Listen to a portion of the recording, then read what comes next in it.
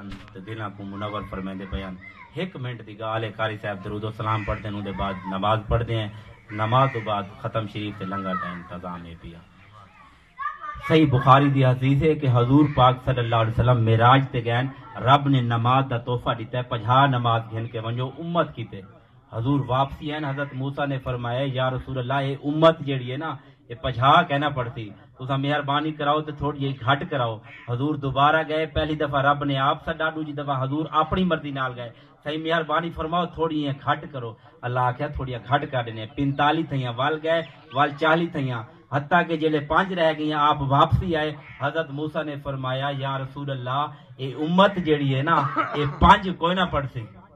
حضور نے فرمایا میں بار بار گیا ہوں میں ونجا تران دیا 5 بھی نہیں، لیکن میں کو شرم آندی ہے، میں کو حیا آندی ہے. انہاں 5 وچ بھی راز ہے جتے حضور کھڑے اتنے فرشتہ کوئی نہیں، اتو عرش تو آواز آئی محبوب دوبارہ آمن دا پروگرام کوئی نہیں، اگر ایک چکر ول لاویں تے 5 بھی چھڑے نے ہیں.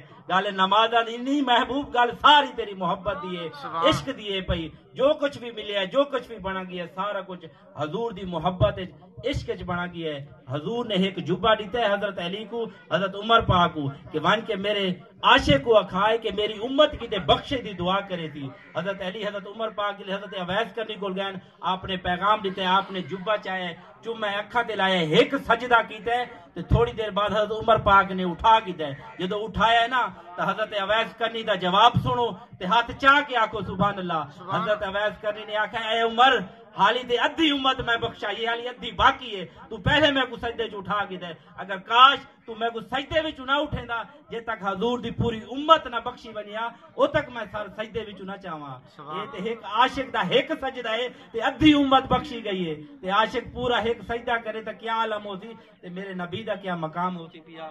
قاری صاحب کو آدھے ہیں کہ درود و سلام پڑھیں، اون دے بعد